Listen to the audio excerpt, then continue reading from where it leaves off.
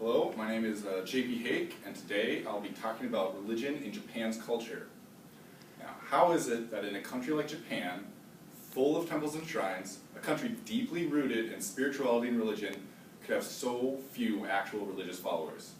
So, modern day Japan has millions of people going to temples and shrines every day, but only a few of those people actually identify as being part of a religion. So in my presentation, I'm going to give a brief overview of the history of religion in Japan, talking about the two primary religions, Shintoism and Buddhism. Then I'm going to go into some of the main festivals and traditions that are celebrated in the country that have their roots in the two religions. And lastly, I'm going to address the current situation and give my own opinion about it. So, Asia is home to some of the greatest and oldest historically rich countries in the world. Japan is no exception, having signs of human activity as early as 14,000 BC, and known as the Jomon period, and going until about 300 to 400 BC. And according to Japanese mythology, around 660 BC as early as 660 BC is when we start seeing signs of organized religion. But according to historians, there are no written texts. The earliest written records of organized religion don't come until about the 8th century. And that organized religion would come to be known as Shinto. Now, what is Shinto is kind of a difficult question to answer because it means different things to different people. But modern day has it that it's just the name for Japan's native religion. And in order to explain the festivals that are going to come in the next part of this presentation, I'm going to give a brief explanation of what Shintoism is in a really generalized way. So in Shinto, people pray to various gods called kami. And there's kami for nature, but then within the nature kami, there's a mountain kami and a forest kami and a river kami. So there's all these different gods, and you pray to them in order to invoke their benevolence. And so often if you see in like pop culture, if you read like anime or manga or video games, you often hear names like Amaterasu or Susanoo, or you see like white foxes and things that look like raccoons that are transforming. And that's all part of Shinto. The other prominent religion that's had a substantial role in Japan's history is Buddhism. Now, Buddhism was brought over officially in 552 CE. It was brought over from China. Although there are signs of monks earlier than that, it didn't gather a following until around the mid-500s. And there are tons. Worldwide, there are myriad sects of Buddhism. And even in Japan, there are dozens of variations of the religion. And the four most prominent ones you may have heard of are Nichiren, Shingon, Pure Land, and arguably the most famous one that all of us Americans always think of is Zen Buddhism. Now, the practice of this religion isn't as important as it is for Shinto in order to understand it, but the thing you should know is thousands of temples popped up in Japan after its like inception.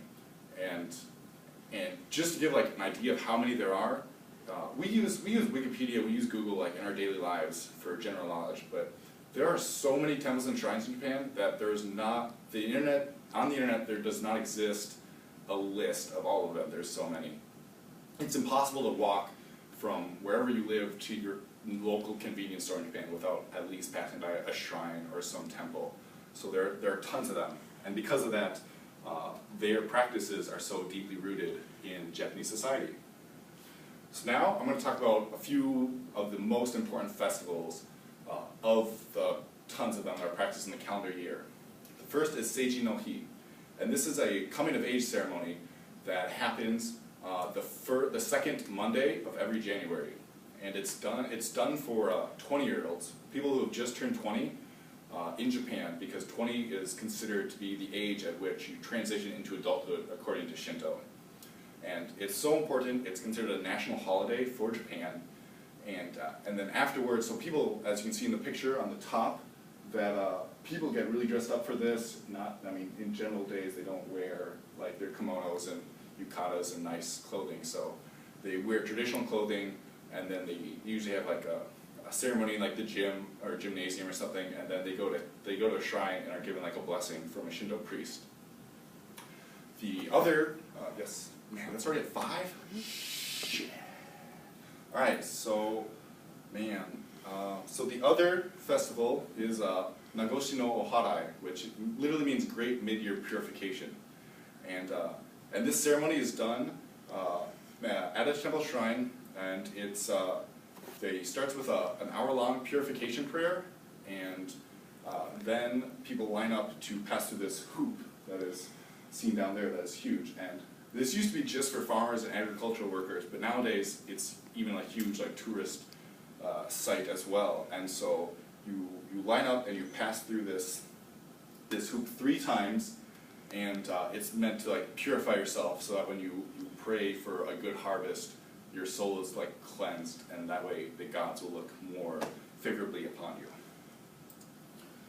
So the other 3 ones are Oshogatsu, which is Japanese New Year, and Oshogatsu is important. Well, New Year's is just a huge importance in Japan, and it consists of a couple of things, and it goes hand in hand with a Buddhist ritual that happens around the same time that I'm going to do in just a sec. So in Oshogatsu, there are 3 primary things. First, there's Osoji. Just like Americans have spring cleaning, they do all their cleaning on New Year's, where they clean the entire household, and it's meant to be like a clean slate for the new year. Then there's Hatsumode, which is literally the first shrine visit. And everyone in Japan, everyone, like kids and uncles and grandparents and neighbors and tourists and everyone, the entire country goes out around 11 p.m. and goes to any shrine or temple for a visit, and then they wait until New Year's, and then they pray at the shrine, and that's considered the best way to start off their year. And there's a lot of longevity that goes into it. So at the top, people, businesses, and households, things set out pine boughs, pine branches on either side of their door, and the pine is meant to represent longevity, because pine trees don't lose their needles, and in winter they stay and they last forever. And then the other one are bamboo, which represent prosperity, and so that's a symbol that they do in order to gather longevity and prosperity in their families and households and businesses. And what goes hand in hand with this ceremony is omisoka, which is the Buddhist version of this.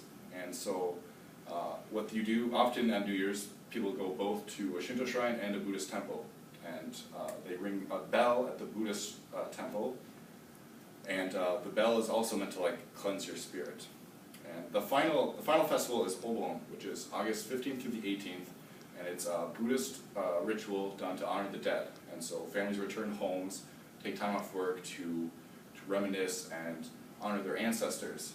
And on the night of the 18th is something called Todo Nagashi, which is a ceremony where the spirits have now been honored, and so they're going to return back to the spirit world. And so people light lanterns and they float them down rivers. And so all over Japan, all the rivers are filled with these lanterns. So lastly, there are a few statistics that I want to talk about. So in Japan, there's so many people that go to do these rituals every year, but only a few of them actually consider themselves part of the religion. So you have 52 non-religious, 41% are Buddhist, 3 Shinto, 3 Christian, and 1% are other. And one of these statistics are hard to do because it's hard to, in Japan, it's hard to ask in a way that because there's 75% of people in Japan consider it's important to have religious attitude or to value religion even if they are not religious. And so the statistics can vary depending on what questions are asked in the census. But for the sake of this, I'll use these ones. And so what this should say is that, well, so in America, 78.4% of us consider ourselves to be Christian. And Christianity is really exclusive religion. Only Christian people practice Christian rituals. But in Japan, Buddhism and Shintoism are very inclusive, very casual. You can practice them casually without saying you're Buddhist or saying you're Shinto. Sort of like how Christmas is, it's sort of a Christian thing, but everyone just does it. And so in Japan, my theory is that people don't say that they don't identify with the religion because they don't have to. They can practice these things without having to be part of the religion. And so I guess that's it. Questions? How long was that? 10 minutes.